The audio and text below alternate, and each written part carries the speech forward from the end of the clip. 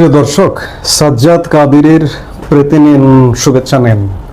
এই মুহূর্তে আপনাদের সামনে কথা বলতে এসেছি।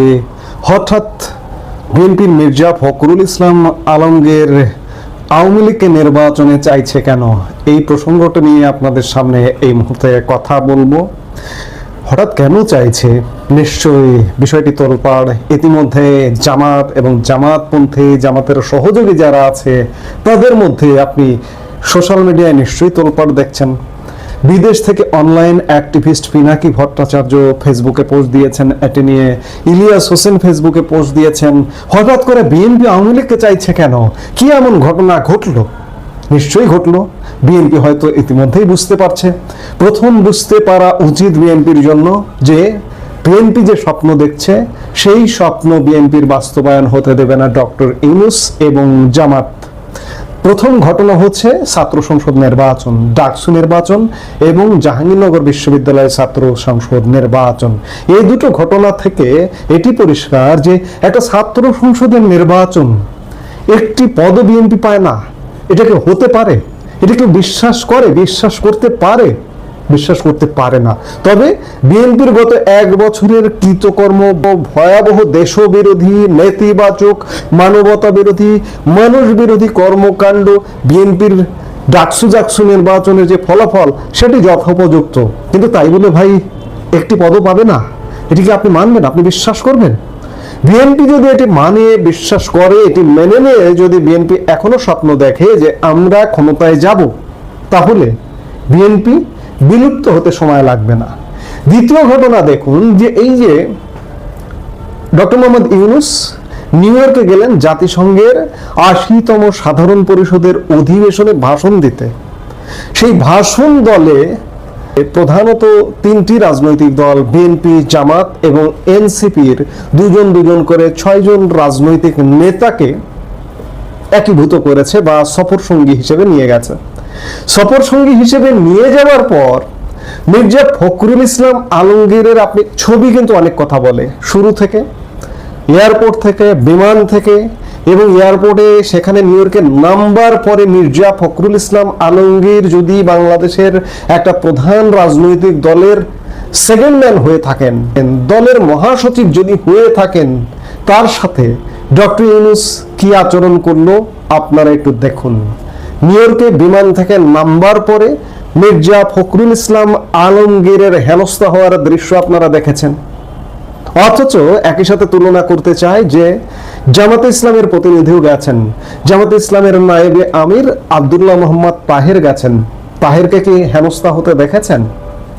নিউ ইয়র্কে মির্জা ফখরুল ইসলামকে নিয়ে এরকম পরিস্থিতিতে ফেলানোটাও একটি ষড়যন্ত্রের অংশ।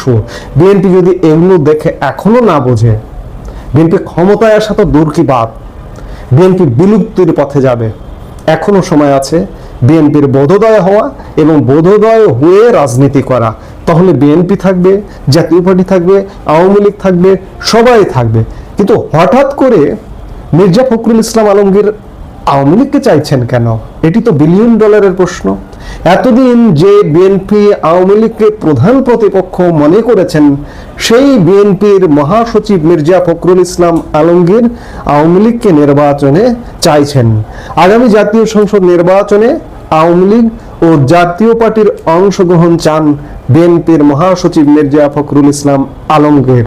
তিনি বলেছেন একটা সুষ্ঠু ও অবাধ ভোট হোক।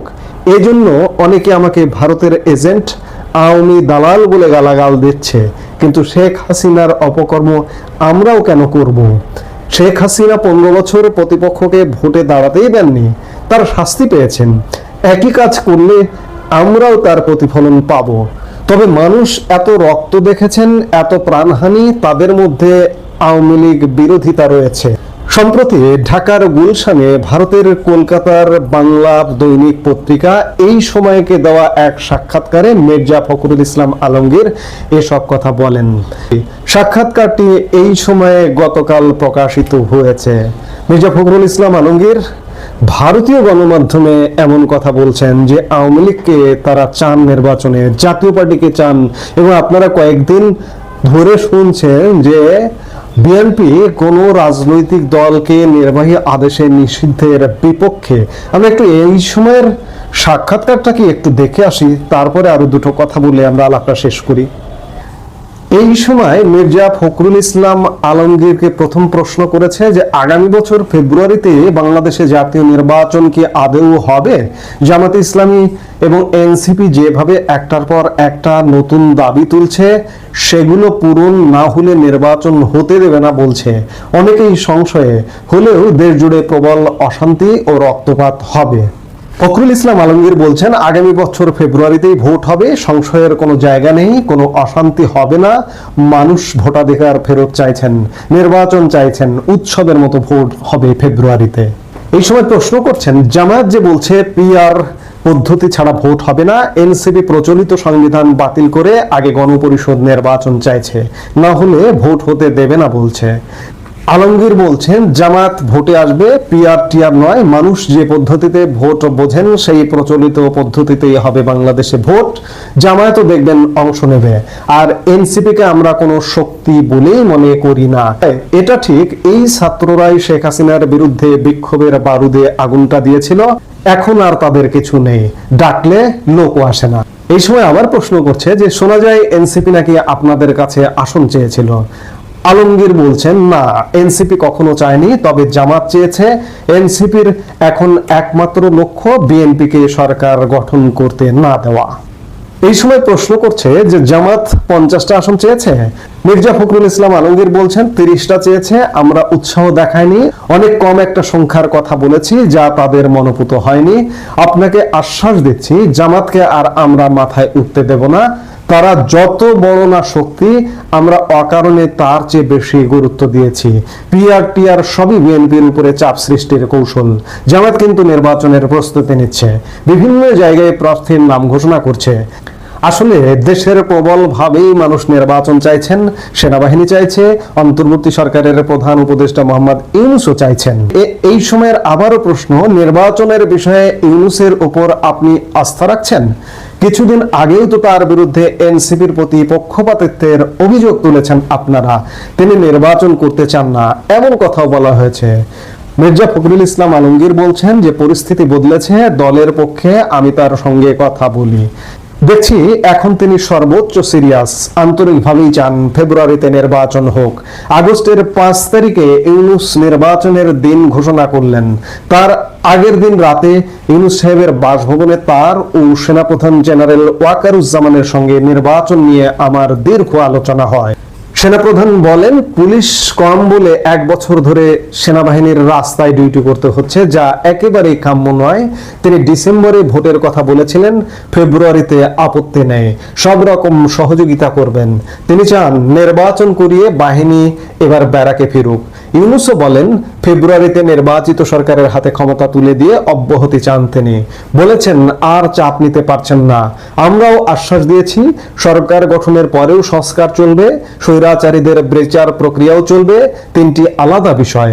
অন্তর্বর্তী সরকারের কোনো ম্যান্ডেট নেই, তাদের সংস্কারের গুরুত্বই বা কি? নতুন কথা তারা বলেনি, বিএনপির 31 দফায় সবই আছে। এই সময়ের প্রশ্ন, সম্প্রতি যেদিন জাতীয় পার্টির অফিস ভাঙচুর হলো, পরের দিন বিএনপি, জামাত এবং এনসিপি নেতৃত্বকে বাসভবনে ডেকে পাঠিয়েছিলেন ইউনূস। তিনি কি কোনো বিশেষ বার্তা দিলেন আপনাদের? মির্জা ফখরুল ইসলাম আলমগীর খানিকক্ষণ চুপ করে থেকে ঠিকই বলেছেন, সেদিন ইউনূস আমাদের একটি স্পষ্ট বার্তা দিয়েছেন। সেই বার্তা সংক্ষিপ্ত, 1 লাইনের, এক ধরনের ফাইনাল বলে বলতে পারেন। ইউনূস সেদিন আমাদের জানিয়ে দেন ফেব্রুয়ারিতে ভোটের বাস ধরতে না পারলে তিনি মার্চ থেকে আর থাকবেন না। এমন পরিস্থিতি যেন না হয় যাতে ভোটটাই করা গেল না। এই সময় প্রশ্ন করছে যে আওয়ামী লীগ কি আগামী ভোটে অংশ নিতে পারবে? জাতীয় সমাজতান্ত্রিক দল জাসদ বা ওয়ার্কার্স পার্টির মতো তাদের শরিকরা? মির্জা ফখরুল ইসলাম আলমগীরের উত্তর, আমরা বলেছি আওয়ামী লীগ ও তাদের শরিকেরা সবাই, এমনকি জাতীয় পার্টি নির্বাচনে অংশ নিক, একটা সুষ্ঠু ও অবাধ ভোট হোক। এই জন্য অনেকে আমাকে ভারতের এজেন্ট, আওয়ামী দালাল বলে গালাগাল দিচ্ছে, কিন্তু শেখ হাসিনার অপকর্ম আমরাও কেন করব? হাসিনা 15 বছর প্রতিপক্ষকে ভোট পেয়ে দাঁড়াতেই দেননি, তার শাস্তি পেয়েছেন। একই কাজ করলে আমরাও তো প্রতিফল পাবো। তবে মানুষ এত রক্ত দেখেছেন, এত প্রাণহানি, তাদের মধ্যে আওয়ামী বিরোধিতা রয়েছে। এই সময় আবারও প্রশ্ন করেছেন ভারত প্রসঙ্গে। ইউনূস বলছেন যে ফেব্রুয়ারিতে ভারতের প্রভাব ছাড়া নির্বাচন ও সরকার গঠন হবে। সত্যিই কি বাংলাদেশে ভারতের কোনো প্রভাব আর অবশিষ্ট নেই? মির্জা ফখরুল ইসলাম আলমগীরের উত্তর, ভারত মুক্তিযুদ্ধের সহযোগী। সেই সময় 1 কোটি মানুষকে আশ্রয় দিয়েছে ভারত। ভৌগোলিকভাবেও বাংলাদেশের 3 দিকে ভারত, একদিকে সাগর। সুতরাং ভারতের প্রভাব বাংলাদেশে থাকবেই। সমস্যা হলো বাংলাদেশ বলতে শুধু আওয়ামী লীগকে বুঝেছে ভারতের শাসকেরা। আওয়ামী লীগের ভাষ্য মেনে বিএনপি আর জামাতকে একই বন্ধনীতে ফেলেছে। জামাত আর বিএনপির রাজনীতি তো এক নয়। আমরা অসাম্প্রদায়িক মধ্যপন্থী একটি গণতান্ত্রিক দল। মুক্তিযুদ্ধে অর্জিত সংবিধান রক্ষায় আজও আমরা স্বাধীনতা বিরোধীদের সঙ্গে লড়াই করছি। বামেরা আমাদের সঙ্গে রয়েছে। এই সময় আবারও প্রশ্ন করছে যে 25 বছর ধরে জামাত আপনাদের শরিক, দুটো নাম তাই একসঙ্গে উচ্চারিত হয়। মির্জা ফখরুল ইসলাম আলমগীর বলছেন ভুল। আওয়ামী লীগ এই অপপ্রচারটা ভারতকে বিশ্বাস করিয়েছে। তারা শুধুই নির্বাচনী শরিক, তারা ধর্মীয় রাজনীতি করে, আমরা করি না। আসলে আওয়ামীর চশমা দিয়ে ভারত বাংলাদেশকে দেখেই ভুলটা করেছে, বাকিদের সঙ্গে যোগাযোগই রাখেনি। আজ আওয়ামী লীগের বিরুদ্ধে ক্ষোভের পাহাড় তীব্র ভারত বিরোধিতায় পর্যবেসিত হয়েছে। তবে বিএনপির পক্ষে আমি আশ্বাস দিচ্ছি, জামাতকে আর সুবিধা নিতে দেব না।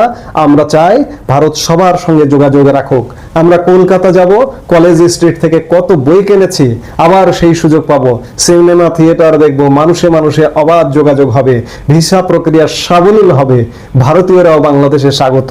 ভুল বোঝাবুঝির অবসান হোক। অবশেষে মির্জা ফখরুল ইসলাম আলমগীরের ভুল ভেঙেছে, কিন্তু বড্ড দেরি হয়ে গেছে। মির্জা ফখরুল ইসলাম আলমগীর কিংবা বিএনপিকে কি ভারত এখন বিশ্বাস করবে? আর পদ্মা মেঘনার বহু জল গড়িয়েছে ইতিমধ্যে। আমরা যতদূর জেনেছি, যতদূর জানি, আওয়ামী লীগই হচ্ছে ভারতের চূড়ান্ত পছন্দের জায়গা।